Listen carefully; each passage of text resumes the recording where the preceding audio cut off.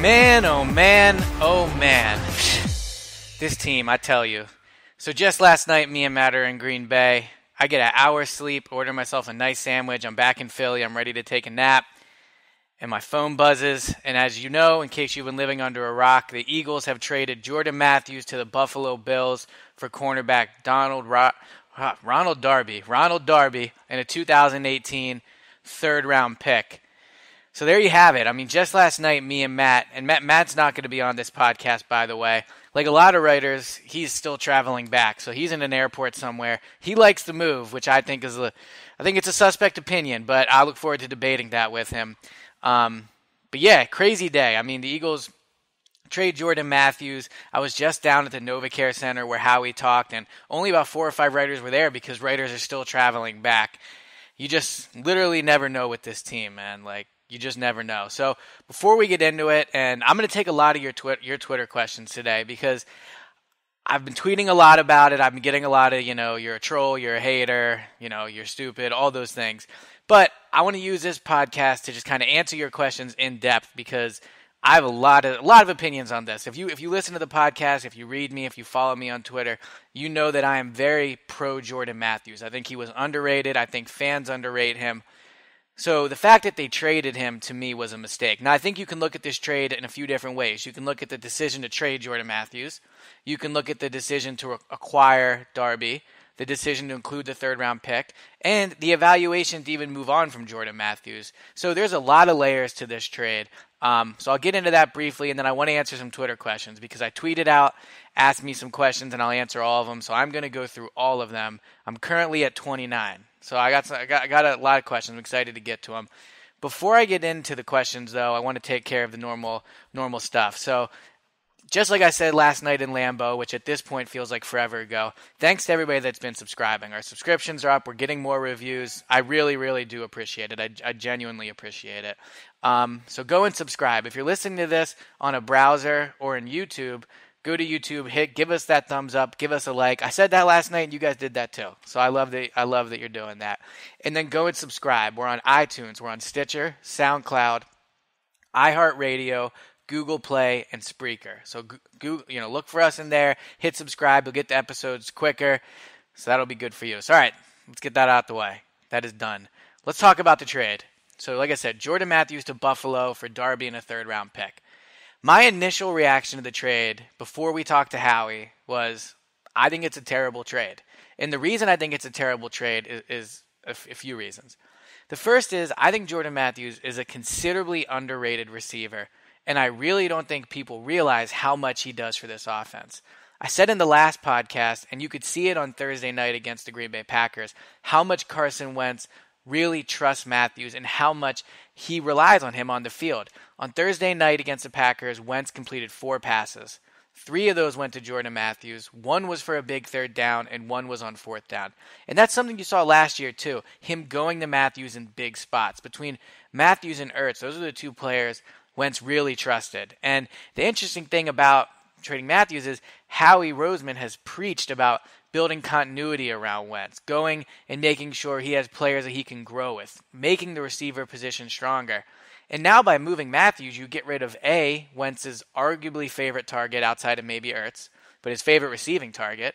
You get rid of one of his closest friends on the team, which, I understand you have to make football reasons, but at the same time, Wentz is your franchise. And I think the fact that Jordan Matthews was close to him should have at least played a bit of a factor. And for all those stories earlier in the offseason about the Eagles taking Wentz's opinion into consideration with personnel moves, I think this trade basically puts that to rest. I'm not saying they might have asked him once and again, but just last week, Carson Wentz got to the podium at the NovaCare Center, and he said at length about how much Jordan Matthews means to this team, about how he's a leader, about how the receivers look up to him, about what he means in that locker room.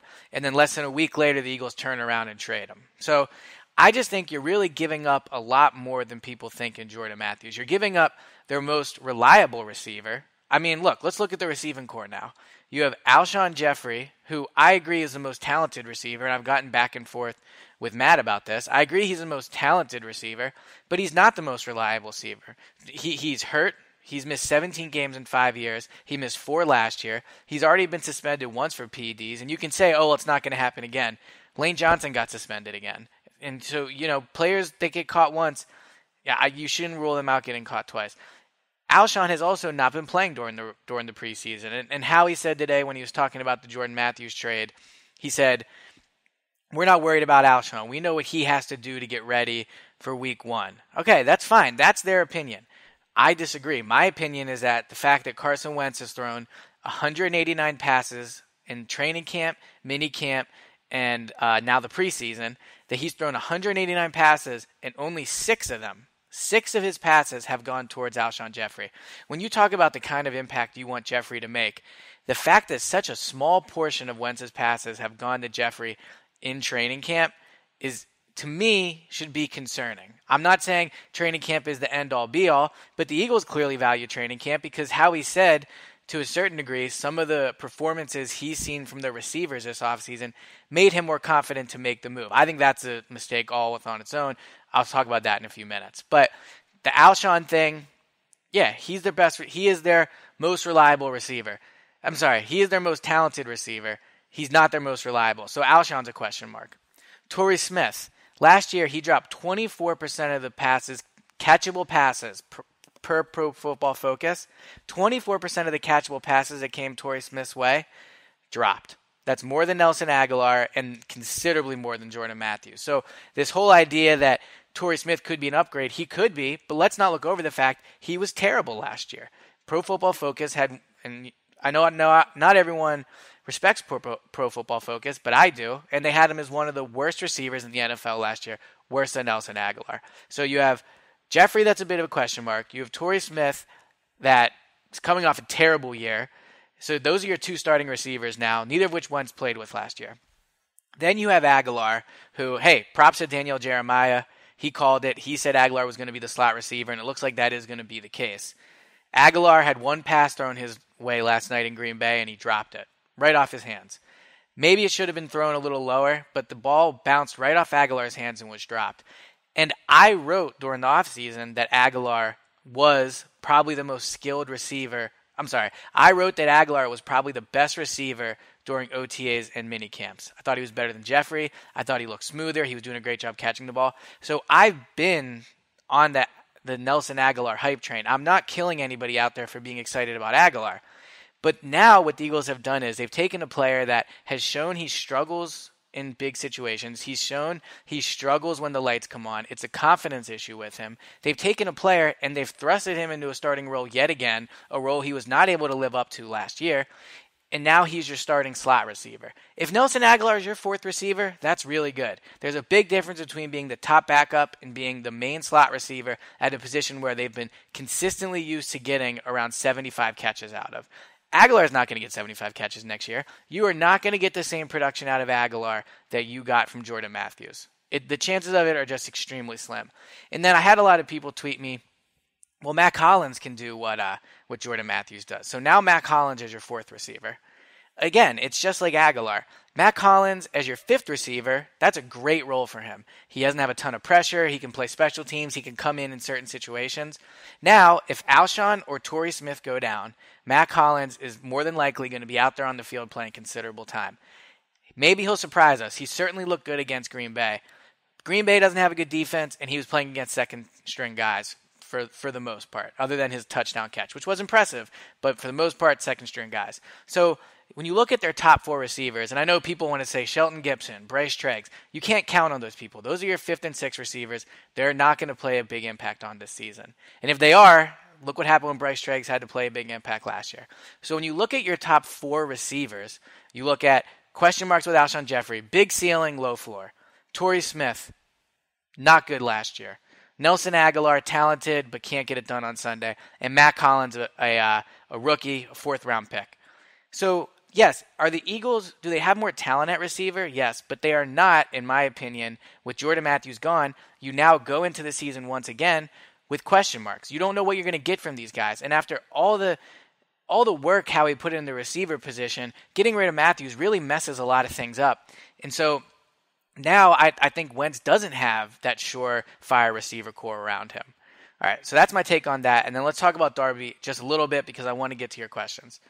I think Darby is a fine player. I don't think he's a number one shutdown corner. The fact that he's 23 is intriguing. I like the fact that they got a young cornerback. He had a stellar rookie year. He's been in the league 2 years, kind of like Kyle Fuller in that way. Very strong rookie year. Took a considerable dip his second year. His rookie year, Pro Football Focus named him the Defensive Rookie of the Year. Pro Football Writers of America had him on their all-rookie defensive team. He played very well. But that's not what he did as a sophomore in his second season. Everyone likes to hate on Nolan Carroll. Everyone laughs at Nolan Carroll now when the Cowboys, when there's highlights of him getting burned with Cowboys camp. According to Pro Football Focus, Nolan Carroll was better in coverage last season than Darby was. It was close, but he was better than than Darby was. So if you take that into consideration, you're saying, all right, the Eagles are getting a player with higher upside than Nolan Carroll. He's younger, he's faster, but speed isn't everything. I mean, Darby was beat last year. He didn't pick off a single pass, and Howie likes to point out those pass breakups, and they're nice, but Darby didn't have an interception last year. So I think Darby does step onto this roster, and he is the best cornerback. I agree. And I've said on this podcast, I've written it, I've shot videos saying how he needed to do something at cornerback. So I like the idea of going out and getting a 23-year-old cornerback. I just don't like what they paid to do it. I don't like giving up Jordan Matthews, and then you give up a third-round pick. I mean, seriously, giving that third-round pick up is a big deal. I mean, remember when the Eagles and Chip traded for Sam Bradford, and they did Foles for Bradford, and then also give up that second-round pick? To me, I'm not saying it's apples to apples, but it's similar. You're giving up of the three assets in that trade. You can make the argument Jordan Matthews and Darby are close. I would say Jordan Matthews. Some would say Darby. Fine, but the third-round pick is the best asset in that deal, in my opinion. And how he gave up, so in my opinion, he gave up the third-round pick and Matthews, the first and second best assets in the deal for Darby. So that's why I don't like the trade. It's not anti-Darby. I'm not saying Darby's not going to be their best cornerback. I'm not saying Darby is going to be a disaster. I'm not saying Darby can't be a really good player for them for the next 4 years. And the fact that he's under contract the next 2 years for a total of $1.8 million is extremely appealing. But you give up the third-round pick. You give up Matthews. The Eagles now only have one pick in the first 3 rounds next year.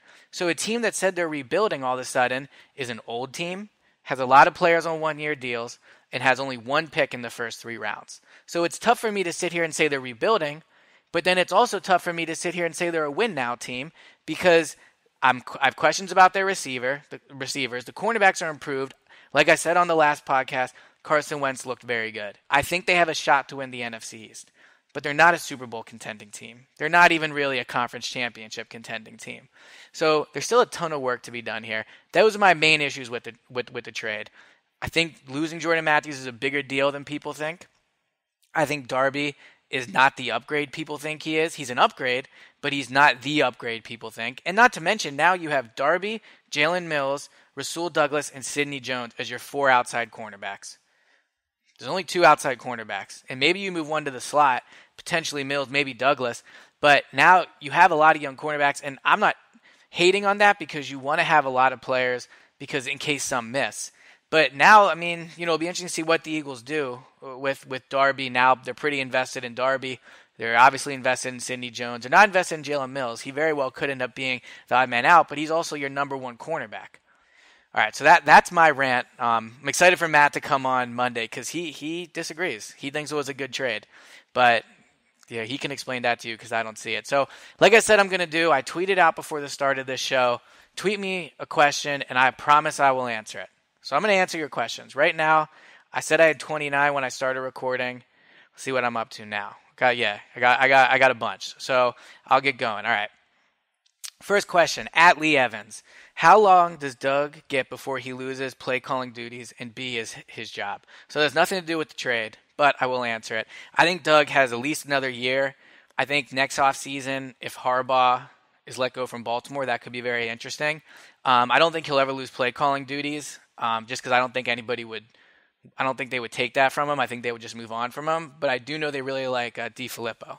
So that could potentially impact in Doug being moved on. All right. Cody Mitchell at 207 Cody. Why is nobody talking about J-Matt's leadership in these trade conversations? I think we lost a huge locker room presence. I agree. Like I said, you lost somebody that is very close with Carson Wentz, someone that in that locker room was viewed as a leader. The receivers viewed him as a leader. I mean, when they were in North Dakota, Jordan Matthews was there, and I heard it was Wentz's show, but Jordan Matthews also played a big role in getting everybody together. Yeah, I agree. You're losing the leadership. And for all the things Howie's talked about we want to build with guys that are Eagles. We want to build with guys we draft. We want to, if you're an Eagle, we want you to stay an Eagle. Well, Jordan Matthews was like the poster child for that. He was drafted here. He worked hard. He's close to the quarterback. He was productive. And they traded him. So, you know what? Like when Howie says those things, he's just saying it because it's easy to say at that moment because he wanted to re-sign Vinny Curry. He wanted to re-sign Lane Johnson. He doesn't care. And the Jordan Matthews thing proves that. All right, so AJ Jones asked me, do you think Collins can play slot too? Yes, I think Collins has the ability to play slot. I think he also can play the outside, as Matt mentioned. My issue is I don't think he should be put in a position where you have to count on him next year. So I think if you told me their plan was to play Jordan Matthews this year and then let Matthews walk next offseason, I would disagree with it. But I would say, okay, you've had Hollins for a year. Let's see what he can do. So, yeah, I do think Collins has the skill set. He's big, he's physical, deceivingly fast, hard worker. Actually, very similar to Jordan Matthews. He's probably faster than Matthews, but they're similar in their work ethics and their personality. But I do think Collins can play the slot. Okay, Dom Wick at Dom in real life. How long until they finally move on from Aguilar? Jeez. Well, not going to be anytime soon now. I mean, he's going to be your slot receiver. He's going to get the chance to win that job. I do think they'll have a bit of a quick hook in terms of maybe benching him, but they are fully committed now to Aguilar as their slot guy. He's the guy that's going to be given that chance. Mike Poncho. Starting cornerbacks the next few years. Well, this year it's going to be Darby on one side, Mills on the other, and then Ron Brooks, assuming he's healthy with that hamstring, will be your nickel cornerback. You're going to have C.J. Smith behind Mills, and you have Rasul Douglas behind Darby. So that'll be this year. Over the next few years, I think you're looking at the Eagles. If the Eagles had their choice, they would put Darby on one side, Sidney Jones on the other, be able to move Rasul Douglas around, maybe put him in the slot, and have Jalen Mills there too. I think that's what they see. They want Darby and Jones. Those are the two guys they feel like they can build this secondary around. Josh. At Phila J Mac 10. What are your thoughts on Ronald Darby? Like I said, I think he's good. I don't think he's a number one. I don't think, based off last year, he will come in here and represent an immediate upgrade. I think he has potential, as any player does that's been in the league for 2 years and has had some success. But he's a guy where I think, teams don't give up good cornerbacks. So this idea that the Eagles fleeced and they got this cornerback, no, teams don't give them up. So I do think that the fact that Bills are willing to move on from him is a big red flag. Everyone says Jordan Matthews is bad. Well, of course they'd trade him. Well, what do you think the Bills fans are saying right now about Darby? Okay, Skeen at CHAUN Point asked me, will Peterson ever give up on the wide receiver end around? Yeah, no, or no, yeah. Doesn't look like he's going to give it up. They've run it a ton in camp. They ran it against the Packers, and it was lost. And they ran it with Aguilar. They like Aguilar doing it. I don't think he's going to give up on it. I think he's going to keep trying it with Aguilar, Gibson eventually, maybe Bryce Treggs if he makes the team. So I do not think he will give up on the wide receiver end around. It's kind of his shuffle pass. It's that Andy used to do. Aaron Snyder at A Snyder A1. Will Howie recoup that third-round pick, and if so, how? Well, he mentioned today that there's a potential one of their fourth-round picks can become a third, depending what Eric Rowe does. I think he's going to try because as of now, the first 2 nights of the draft, the Eagles only have 1 pick. So Howie, he says he likes to build through the draft. He hasn't really shown it, but I do think he will try. If he does it, I don't know how he does it. Maybe, at this point, Jordan Matthews is gone. Kelsey, Kendricks don't really have a ton of trade value. They can try to package somebody with a fourth, maybe give up a future pick. I don't know, but they don't have a lot of assets to make that happen. All right, here's my man at AwesomeSauce86. Always tweeting me. I love it. Do you think this trade puts more pressure on Aguilar? Stay bringing the fire. I will always bring the fire, as you know. #fire, #100. Do I think this trade puts more pressure on Aguilar? Absolutely. I think Aguilar is under a ton of pressure now. He was already under pressure because of how well he's played this offseason. He was already under pressure to play that well in the regular season. Now he's going to be the starter, and he's going to be the starter for a guy who's been the most productive receiver on the team the past 3 years. If Aguilar doesn't have 50, 60 catches this year, that's a down year. So it's hard for me to say that Aguilar is coming into this year, just being able to take it easy. And I think for a guy that's shown he struggles under pressure, that's a big concern. All right, next question. Thank you, Awesome Sauce, for that, though. Next question. Chase at Chasing Chase 3. Are the Eagles done looking at improving the cornerback position before the season starts? If so, who's another potential player via free agent or trade? I think this was probably their big move. It wouldn't surprise me if they picked up a guy that's cut after the 4th preseason game. But at this point, you have Mills, you have Darby, you have Robinson as a backup, you have Brooks, assuming he gets healthy. I think these are kind of where they're at right now. I would say Kyle Fuller is a little unlikely now unless he's cut. Then who knows? At DShort1975, surprised J-Matt played last night. Figured trade had been discussed. It's a good point. Maybe the Bills wanted to see him play. There's been a lot of talk about his knee being a concern. I mean, the Bills probably liked what they saw last night when he converted a 3rd down and a 4th down. So I guess now, yeah, it is surprising he played, but I can see the reasoning behind it. All right, next question. At Dominique Wiggins, sorry. So are you saying Carroll is a better player than Darby? LOL SMH. Well, I'm saying last year he was. I'm saying per Pro Football Focus that I guarantee you has watched more snaps of Darby than every single Eagles fan combined, is saying he was better. I mean, Carroll intercepted more passes. He gave up, I think, 10 more catches, but he also played over 100 more snaps in coverage. So, yeah, I am saying based off Pro Football Focus, they do think Darby's better. Now, I would rather have Darby going forward because he's younger, but I think Carroll that's who he was last year. All right, at Reds Are Mustang, how's Corey Clement doing? I thought he had a decent night last night, had the really bad drop, which was concerning, but with Smallwood not playing, he had a chance to really gain ground, and he didn't do it. So that was a disappointing night for Corey Clement. Mike Lombardo, potentially cousin of Matt Lombardo, probably not. Do you think Puffrey or Holland benefits the most from this trade? The obvious answer is Hollins. I think Hollins now he's going to be on the field, and I think part of the reason they made this trade is because they do like Hollins. Okay, Steve Kolscher.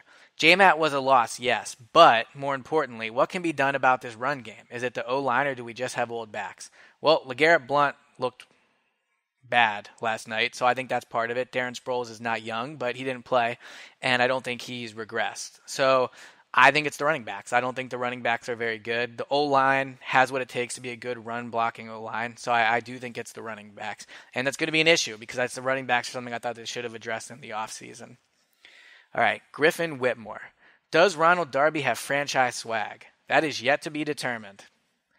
The Dreads are a good start, but I will update you guys on that as soon as I have it. It's going to be tough to top the Jalen Mills franchise swag, though. Okay, Blessed at Rico KL. Why hasn't Howie Roseman been fired? He's clearly incapable of putting together a winning team. Church, preach. It's true. He's never won a playoff game as a GM. And I think his team's only been to the playoffs once, and that was maybe once or twice. Once when Chip was here. So I agree. I don't know. I mean, why hasn't he been fired? Jeffrey Lurie trusts him. So we'll see how long that continues. All right, at Tripfall123. Do you think the J-Matt trade is going to affect Wentz's drive to win and his relationship with coach organization? I don't think it's going to affect his drive to win. I mean, Wentz is a very motivated guy. I think he wants to win. He understands it's a business, I'm sure. But if you're Wentz, I'm sure you're a little disappointed. I mean, this was probably Wentz's welcome to the NFL moment of what a business it is. He tweeted at Jordan Matthews saying he's going to miss him. He's one of his best friends. So, yeah, I do think Wentz will be a little upset about this. At Mike1966, grade the trade, C-. C-. 1 grade, everybody knows the rules. Chris Nielsen asked, do you think the Eagles are still looking for corners after the Darby trade? As I said earlier, I think this is probably the big move. If they cut somebody else, if someone else gets cut from another team that surprises them, I think they would make a move. But this was their big move. This was their Kyle Fuller move everyone was looking for. Cody Mitchell, did Smallwood get any snaps last night? No, he didn't play because he was injured. Mr. Stanley Cup, Eagles' number one receiver. Well, it's Alshon Jeffrey. I mean, he isn't currently because he's not practicing, but when he's on the field and healthy, he's their number one receiver. And the pressure's really on him. He's only ever performed one time as a number one receiver, but pressure's on him. Brandon Allen, what's the impact on Rasul Douglas? I think this isn't extreme vote of confidence for Douglas because if they felt Douglas could step up and play, they don't have to make this trade. So I think this impacts Douglas' path to get on the field for sure. Julian, how's Big V doing? Going to miss any games? They haven't updated us on that yet. If he does, that's bad news because he's their top backup tackle. Les Bowen at Philly.com reported it wasn't a big deal or it wasn't a bad injury, so we'll see. O'Brien 94. Do you think Jeffrey has a big year? I've discussed that at length. I think he's going to have a decent year. I think he won't lead the team in catches, but I think he'll probably end up having a pretty good year. He'll have a good enough year where people can say I was wrong, but not so good where I'll fully admit it. This is Chris Stumps. After seeing Hollins last night, does he have big impact on the offense this year, especially with Matthews' trade now? I think he's going to play more now. Last night when me and Matt recorded the podcast, I didn't think he'd have a big role, but now, I think he will. Eagles for Life 27. How does Ronald Darby impact this team? Well, Eagles for Life, not something I'd thought about. Just kidding, clearly. I've said that I think that with the Eagles get an improved secondary, that the defense can be good because they have the pass rushing ability. They have Jordan Hicks. Linebackers are still thin. The safeties are good, not great. But if Darby turns into, like a legit number 2 cornerback, that clearly really helps them because their cornerbacks were awful. So he can impact this team. I'm not saying he's worth a win by himself, but an improved secondary will change his team from a 7 or 8 win team to 8 or 9 win team. Iliano from Yardley. Also, you tweet me a lot. I appreciate it. Is it more likely the Eagles re-sign Alshon Jeffrey after the Jordan Matthews trade? Yes. They made the decision they want to re-sign Alshon instead of Jordan Matthews. I think that's a mistake. I think they should build the team, and I think that's a mistake. But yeah, I do think it's more likely now. All right, let's see what we have. We got a few more. How many games do you think the Eagles would win this year, and what are the odds of them reaching the playoffs? I'm not ready to make that prediction, but I think I'm around 8 wins right now. And I guess I just made it a little bit, but I have the right to change that. 8 wins, probably no playoffs. How much will you miss J-Matt? Me and him talk Kanye, so I will miss that a little bit.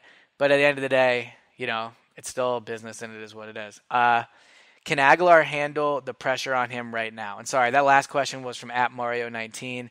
This one is from M. Ringoff, Michael. Can Aguilar handle the pressure on him right now? After dropping that pass in Green Bay, I think it's fair to be skeptical. All right, @FeezyF Baby, nice. Do you think the Eagles have plans for Hollins to play in the slot? A lot of people are asking this, as you can tell, but I want to give everyone a shout out that asked a question. Yeah, I do think they have plans of doing that. All right. Okay, literally only 4 more, guys. I appreciate all this. Like I said, I appreciate the likes, the responses, all these things, so we're good. All right. Mr. Withworth. Rate the best-case scenario next year roster of Jones, Darby, Mills, Douglas, Brooks, all healthy, using 3 emojis. Well, I guess that would have to be fire, because, I think that has potential. And if Sidney Jones is playing, I would go straight fire. 3 emojis. Why do you not like to trade for Eagles QBs get used to new wideouts all the time? Yeah, but now he's getting used to 2 new ones on the outside, and neither of those players are guaranteed to be here in 2018. So I think that's my main issue. And also, as I've said, I have questions about both. How do you feel about Darby from Mario19? You already got a question, man. I'm not answering that again. All right. That's it. The rest of them, well, all right. Fake Dave Benz. Is the Subway Philly cheesesteak any good? Never had it, but probably not. Ryan Houlihan. Would it have been better for the Eagles to just trade a pick for Darby rather than Matthews? Matthews was the most reliable receiver. Yes, I do think it would have been better just to give up the pick, but clearly that couldn't have got it done. Howie joked that he wasn't able to negotiate a better deal, and in this case it's true because I don't think it was a good deal. All right, guys, this was the Emergency No Huddle Show podcast. I appreciate everyone for listening. This is my first time doing this by myself, so hopefully you enjoyed it. I enjoyed explaining in depth what I thought about it, more than I can do on Twitter. So I hope you enjoyed it. I hope if you ask a question, Hope my answer was good for you. We'll see. But as I said at the beginning, everyone should go subscribe. We're on iTunes, Stitcher, SoundCloud, iHeartRadio, Google Play, and Spreaker. You can go there. You can subscribe. You get the episodes quicker. So you should definitely do that. And then if you're listening on YouTube, go and give us that like. And just give us a review. I've been reading the reviews. I like them. I'd really appreciate if you continue to give the reviews. So we'll be back. The Eagles practice. Today is Friday. The Eagles practice Saturday and Sunday. And then Monday is probably when we'll have another one of these. Matt will be here, and I'll tell him why he's dead wrong for liking this move. So thanks again, everybody, for tuning in, and talk to you guys soon.